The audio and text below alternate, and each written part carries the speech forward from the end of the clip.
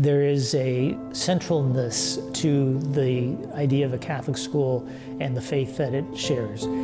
So the thing that makes a Servite education unique is our ability to push formation, push character building, push that kind of identity building as part of the Servite man. Priory is a program that asks students to get up in front of their peers and lead them through all kinds of different activities. And just as a life skill, to be able to stand up in front of a group of people and command their attention and hold their attention, not easy to do.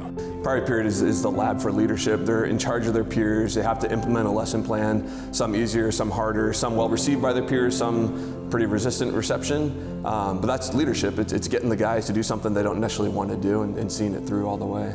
Any school that's worth its salt is going to have good academics and some good athletics and arts. But I think that the core here is the idea of faith.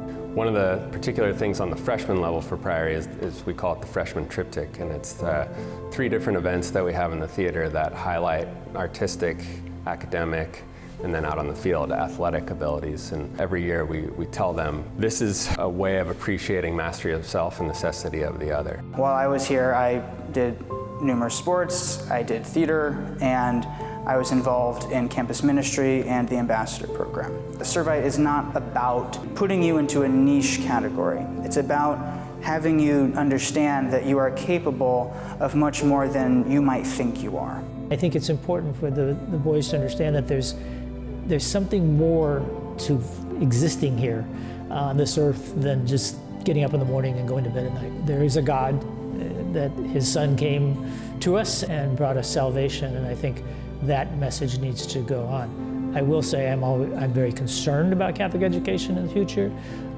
It is getting very expensive. It's harder for families to afford it, and I think that's my main worry about Catholic education is, will it be there?